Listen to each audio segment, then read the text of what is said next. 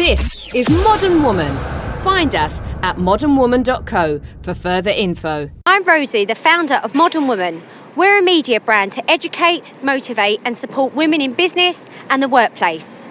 We're currently facing unprecedented times that will go down in the history books. And as we feel the effects of Covid-19, there still remains a lot of questions unanswered. With this, we have gone out to a number of businesses and individuals to find out how this has been affecting them and what they plan to get through this. Currently, we're heading into nearly 3 weeks now of lockdown due to coronavirus. And with this, we've been conducting a few videos with various businesses. And I'm really excited to be with Glenys today from Repose Studio. Glenys, it's really lovely to be in conversation with you. Thanks, Rosie. It's good to do chats this way. So the reason why I'm really excited is because you're one of these businesses that's been able to sort of convert online. So we're going to hear more all about that. But firstly, tell us, what does Repose Studio do? Repose Studio, the main thing that Repose Studio does is we're a power plate studio. So we're a fitness studio essentially, but we focus really to the wellness side of exercise. Like, what does exercise do for us? How does it make us feel? And all the health benefits of exercise. So we come from a real wellness perspective. So how long have you been established now? You've got a studio in Buckhurst in Essex. How long have you been running? 9 years. We're coming up to sort of July time is our 9th birthday. Amazing. So, yeah, it's been amazing. It's gone so quickly. It still feels like we're new and there's still loads of things we want to do and achieve. So yeah, I can't believe it's 9 years. Yeah, that has gone really quick. I remember when you first opened. Yeah. So tell us, how have you been affected by these times at the moment? Firstly, what have you had to do to get through? It's hard to know really what the impact of this is in its entirety, because the biggest thing that happened was we had to shut the doors. And we had to do that on that evening. So it was announced that evening we closed. So that was quite a hard thing to swallow. There was no sort of time for us to really think about. I mean, we knew it was coming. It would be foolish for us not to have thought it was coming, but there still didn't feel like enough time for us to think, what are we going to do and how are we going to keep this going? And I was quite slow to transfer onto a virtual platform. I looked at lots of different ways we could do that, because the heart of Repose, we have this it's just a good vibes motto. So the heart of us is about our clients and how we connect as a community in the studio. And I wanted to find a platform that kept that good vibe spirit going. And we did eventually find that, and we really only started last Thursday. So, I mean, obviously, we are not really having any income at the moment, and we've had to close our doors, but we have moved that onto a virtual platform. How that might grow, I don't know. So in its entirety, how it's affected us, I just don't know at this time. And I guess you're one of those businesses that's been able to transfer online. Yeah. Compared to, say, restaurants that have just been forced to close, although they're saying takeaways. For a lot of companies, that's just not their model at all. Yes. But I guess in the fitness sphere, we're seeing a lot of, say, like meditation teachers, yoga teachers, being able to transfer that online. And how has that process been for you? And how's it going to affect you financially? Yeah, we are really lucky, and I'm grateful that we are able to take some of what we do and put it virtually. For me, as somebody that isn't massively technically minded, it was quite a difficult transition to do. And there was a lot of behind the stuff scenes we needed to change in our system. Thankfully, our software provider was ahead of the game for us and put things in place that made it quite a lot easier for us to transfer over than I thought it was going to. But, it's new for the girls. Being in front of the camera and taking a class is a very different feeling. And obviously, as I said to you before, what we want to do is keep our spirit and keep our core, and that we had to find ways to translate that in a virtual platform. So we're only allowing very small group classes, so there's no more than 10 people online together, whereas I know some of the other people are having lots and lots of people online. We didn't want that. We wanted to be able to, because the other thing that's very important, obviously, is we need to make sure the trainers are still checking people's form and technique. And so with small groups, they're able to look at each individual person. So there's been a lot of behind the scenes stuff that's gone on, but we're only putting 3 classes on a day. And so how that's affected us financially is we're really not really getting any income at the minute. There have been some members have been amazing and said, like, we want to support you, we want to keep you going, you know, we want Repose to still be there when this, you know, stops. Obviously, there's government help that hopefully is coming our way, and it's unlikely that we're insured for this. So, you know, we are just hoping that if we can just, you know, pay the bare essentials over the next few months, and these classes hopefully will do that, but we'll be okay. And have you had to cut a lot of costs in terms of staff and things like that? Well, our girls are self-employed. Our trainers are self-employed. They're self-employed personal trainers, so they obviously go from place to place. So I don't have that cost other than pound them now for classes that they are doing online. Having said that, if there is a way we could benefit them or help them more, then we will try to do that, because there's no real help at the moment for self-employed workers. So other than that, we're still trying to be able to pay our rent, because I don't want that to build up and then find I've got a huge bill at the end of it. We don't have to pay our rates. That's obviously part of the government assistance. So as I say, if the classes can tick over the sort of bare costs that we have to pay, then we should be okay. So it's obviously the classes that is your main revenue stream. Yes. And is it your only revenue stream at the moment? At the moment, yeah.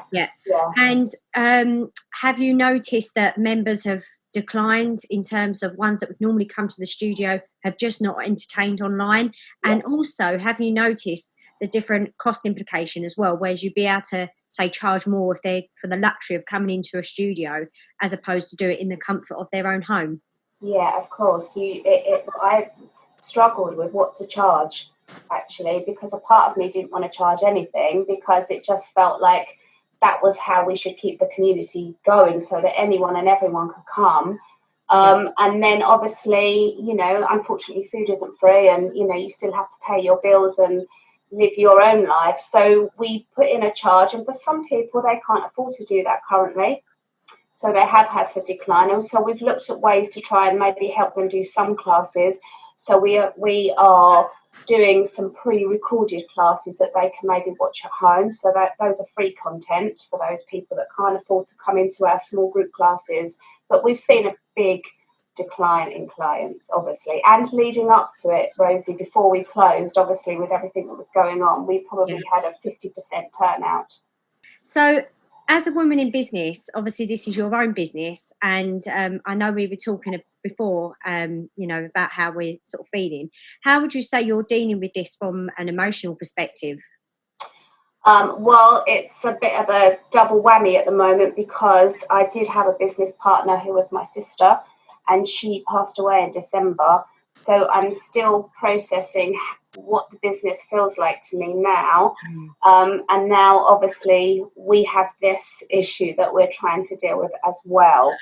The great thing, Rosie, is it has kind of forced me into a situation where I am emotionally having to think about, how do I feel about my business? Is this business really a great representation of who I am? Is this what I want going forward? And the brilliant thing is, the answer to that is yes. I've realised how much I love going to work, how much I love my business, how much I love our clients, and how they've really come together at this time. So initially I felt really sad for 2 or 3 days, and I tried to go inward rather than buying into ideas that maybe we wouldn't survive this. I really tried to go in and think, right, okay, let's look at the positives of this. Let's look at what we can do. Let's look at how we can keep this business going. And it's, you know, kind of really given me a drive, actually, that I didn't expect to find. So it was hard for a few days, but actually I felt a lot better since then. I'm really sorry to hear about your sister. Obviously, I knew of thing. Yes. And I have met your sister before, and I can't imagine how hard that has been going through that. Yes. And I guess a lot of that, and also this is sort of processing a lot of stuff, processing a lot of emotions. Yeah. And like you say, you sort of feel like you've got to that point where you're really sort of digging deep, I guess, to sort of see actually what is your purpose. Yes. And do you feel that with all of that, you're sort of finding a new sort of inspiration and passion for the business that you didn't realise you had? Yeah, because she was sick for a year leading up to her passing, and she hadn't told anyone that she was ill. Obviously, I knew. So I was having to, and we worked so closely together, and all the clients knew her, and it was so strange that she was missing for them. And so the build up to it, I was going into work very exhausted and finding it very difficult to manage the day-to-day stuff. And obviously now I've come through the other side of that. I mean, obviously I'm still dealing hugely with the grief aspect. I don't even really think I'm in the pit of that yet. But what I have found is I remembered why I opened Repose, or why we opened Repose, what it meant to us, what it stood for, what we were really trying to do. Because it wasn't about exercise for us. It was really about getting women to appreciate themselves and their bodies, and coming in it from a wellness perspective and saying to women, like, you are wonderful, you are glorious, you're all of those things, and let's connect together from a wellness perspective and appreciate our bodies and who we are. And that was really what made us open, a fitness shoe. We're two larger ladies. We're not, skinny, crazy fitness people. And we did that for that reason, so that women could say, look, it doesn't matter what shape or size you are. Like, health is important, wellness is important. And, adding fitness into that is so, it's like top of the list. So, yeah, it's given me new inspiration in that regard. Yeah, I totally understand that. And I think that a lot of businesses now it's a really good time for a lot of owners, especially, and women that are sort of running their own companies and got their own independence, to really have that realisation of why they started and why they're doing what they are. And I bet for a lot of people that will be a realisation of, actually, maybe I'm not doing exactly what I want to do, and this is now a real opportunity to embrace that change and do something that you're truly passionate about. Yeah. So what advice, just to sort of wrap this up, what advice would you give to other companies that are doing this, are in your field? First thing is to look at all your financial aspects, because if you've got the heavy burden of finances over you, you can't really focus properly to all the important things. So go on the government website, find out all the information you need to phone. If you need to phone all your suppliers, creditors, whatever, get that organised first. And then look at taking the soul of your business and seeing if that can be moved onto a virtual platform. So you want to make sure the essence, you're not just doing something heartlessly just for the sake of doing it. Take your core business and make sure you're still representing your brand, if you like, online.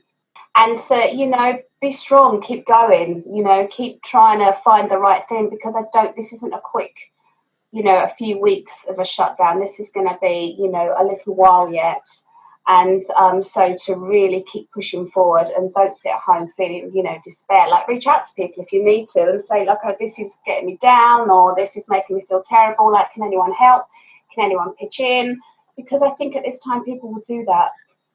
Absolutely, they really will. I've noticed that contacts that maybe are really challenging to get hold of are now stepping forward, and it's really Yeah. So how can we get hold of Repose, and how can we continue to support you? We are online, www.repostudio.co.uk. I have got the Repose mobile glued to me. So that number is 07557 340 447. And it's great because people are texting me just, nice messages. People are asking for advice, and people are just asking how they can help too. So, and that comes from me too. If anyone thinks they might need help with anything I can help them with, just, message me and I will do my best. Oh, that's brilliant. Thank you so much, Glenys. Thanks, Rosie. I really wish you all the best. I'm sure we'll definitely stay in touch. Thanks. And I'll speak to you soon.